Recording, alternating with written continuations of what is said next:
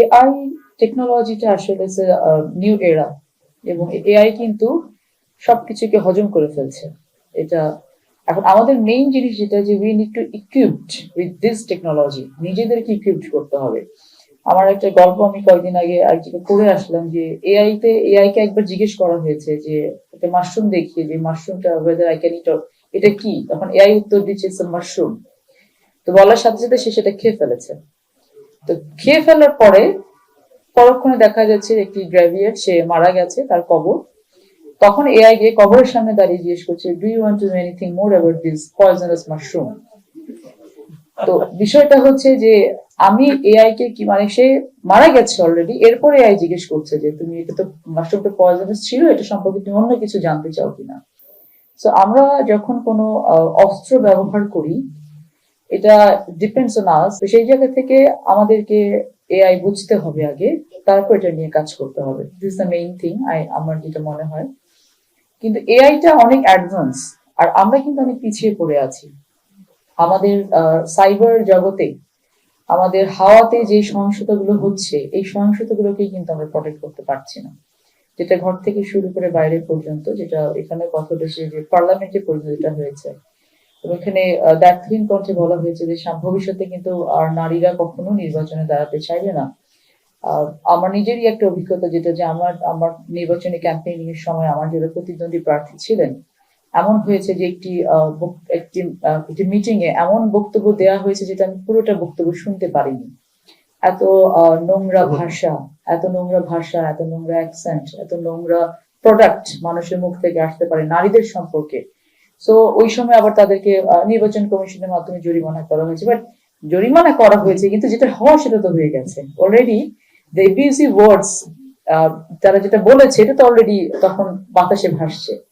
So যেটা মানহানি হওয়ার, এটা তারা বলেছে, তারা তাদের বেড়ে ওঠার পরিচয় দিয়েছে, তাদের মুখ দিয়ে যে ভাষা বেরিয়েছে, এটা তারা তাদের যে ক্যারেক্টার, তাদের যে চরিত্র, বা তারা যে পরিবেশে বেড়ে উঠেছে সেটাকে হয়তো ডিনোট করেছে, বাট আলটিমেটলি তো বলেছে তো আমাকে। So I was not a normal politician. আমার নিজের একটা প্রফেশনাল ব্যাকগ্রাউন্ড ছিল, আছে। আমার বাবা ছিলেন একজন মিনিস্টার।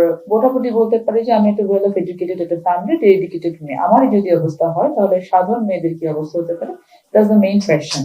এন্ড নট এখন শুধু অতটুকুই না, being a minister of the country, এখন পর্যন্ত আমি সাইবার বুলিং এর শিকার হচ্ছি বিভিন্ন জায়গাতে। So this is the main point, যে আমাদেরকে এটা নিয়ে কাজ করতে হবে।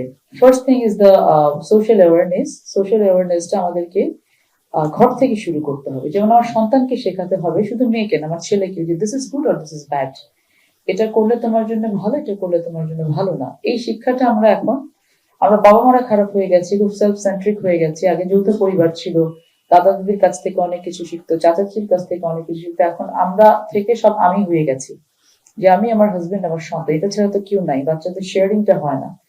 আবার স্কুল কলেজে গিয়ে যাদের সাথে মেলামেশা করে, তারাও কতটুকু ভালো পরিবেশে বেড়ে ওঠে বা কতটুকু জানে, সেটা আমরা জানি না। সো আমাদেরকে একটা সিস্টেম তৈরি করতে হবে, যেন অবশ্যই আমরা এইগুলো ছোটবেলা থেকে মাথায় ইনজেক্ট করতে পারি, যে তুমি ছেলে হয়েছে, কিন্তু তুমি সাইবার বুলিং করছো, this is bad for you, তোমাকেও কেউ করতে পারে। এই গুড আর ব্যাড এর পার্থক্যটা আমাদের ঘর থেকে যদি আমরা করতে না পারি, এটা আসলে আমাদের সমাজের চেঞ্জটা হবে না। অবভিয়াসলি এটা আমরা ফ্যামিলি কার্ডটাকে ইন্টিগ্রেটেড সিস্টেমে নিয়ে আসার চেষ্টা করছি, ফ্যামিলি ট্রির মাধ্যমে, যেটা গ্র্যাজুয়ালি প্রতিদিনই কাজ চলছে, আশা করছি ইনশাল্লাহ হয়ে যাবে। ডেটা সেন্টার, একটা ন্যাশনাল ডেটা সেন্টারের মধ্য দিয়ে ওয়ান কার্ড ওয়ান সিটিজেন, যেন একটি কার্ডে আমরা টাচ করলেই আমরা খুঁজে নিতে পারি যে সে বাংলাদেশে সরকারি কোন কোন ফ্যাসিলিটিস গুলোকে অ্যাভেল করছে।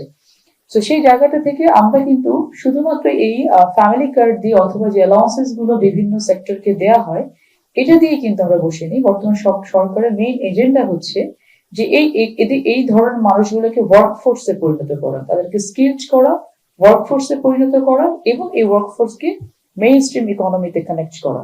তারা যদি কোনো প্রোডাক্ট তৈরি করে, একটি ভিলেজ একটি product, one product one village, এই কনসেপ্টে আমরা যেতে চাই। মেইন টার্গেট হচ্ছে যে সোশ্যাল একটা চেঞ্জ, সোশ্যাল রেভলিউশন আমাদেরকে আনতে হবে। আদারওয়াইজ কোন ডেভেলপমেন্ট আমাদের জন্য সাস্টেইনেবল হবে না, আমরা যাই করি না কেন।